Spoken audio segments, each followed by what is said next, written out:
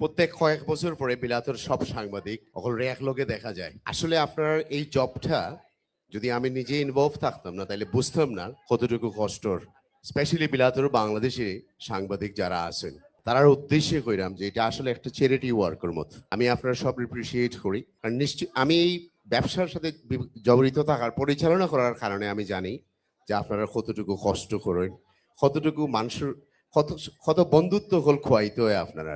হয়তো কিছু নতুন বন্ধু বাড়ে আপনার, কিন্তু দুশ্মনের সংখ্যা বা শত্রুর সংখ্যা বেশি হয়ে যায়। আর এট দ্য সেম টাইম এখন তো আর আপনার উপরে আরো বেশি, দেশে বিদেশে আপনার অফিস জ্বালানি হয়ে যায়, বাড়ি জ্বালানি হয়ে যায়, অনেক রকমের লাঞ্ছনার মাঝে পড়া যায়, অথবা সোশ্যাল মিডিয়াত আননেসেসারি হারাসমেন্ট পড়ে যায়। এটা আমি শ্রদ্ধার সাথে কইরাম যে ইটস এ ভেরি ডিফিকাল্ট সাংবাদিকতা করা বিলাত বাংলাদেশ হোক।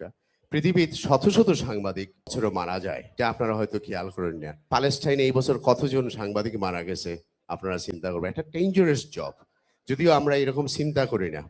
সেকেন্ড জিনিসটা হয়েছে যে এই জবটা আপনার কাছে হয়তো একটা নেশার মতো মনে হইব, আর নেশাটা হারাম ইসলামিকলি।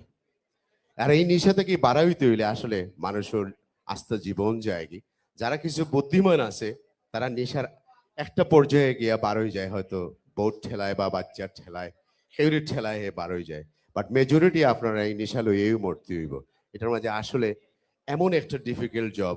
ফাইনালি কইতাম চাইব যে প্রেস ক্লাবের নির্বাচন সবসময় একটা প্রশংসনীয় জিনিস। বিলাতে অনেক প্রতিষ্ঠান আছে, যেসব প্রতিষ্ঠান আছে যে এরার কাছ থেকে এক্সাম্পল নেওয়ার দরকার। আমি বিগত 20 বছর থেকে প্রেস ক্লাবের এই ইলেকশনগুলা দেখি, এত স্বচ্ছ, এত ডেমোক্রেটিক। আমার মনে হয় বাংলাদেশ সরকারেও এরকম করতে পারছে না। বাংলাদেশেও কিছু এখান থেকে আসলে কিছু নেওয়ার দরকার, যে কিভাবে দুই পার্টি থেকে মিক্স হইয়া সুন্দরভাবে 2 বছর পরিচালনা করতে পারেন তারা।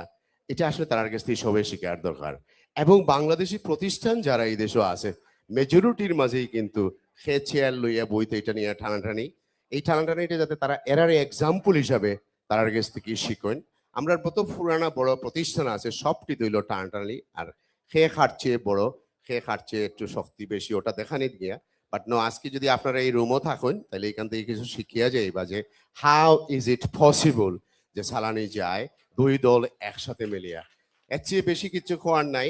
আপনারা সবও আমরা এক পরিবারের মানুষ, আমরা লাগি দোয়া করবার। আমি ভুল হইলে আমার লাগি ক্ষমার চোখে দেখবা। আসসালামু আলাইকুম। বাংলাদেশের টাটকা সবজি, ভেন্ডি, করলা, কচুলতি, শিম বিচি, জলপাই সহ নানা পদের সবজি। দেশীয় সবজির স্বাদ উপভোগ করুন। ইফকো ব্র্যান্ডের সঙ্গেই থাকুন।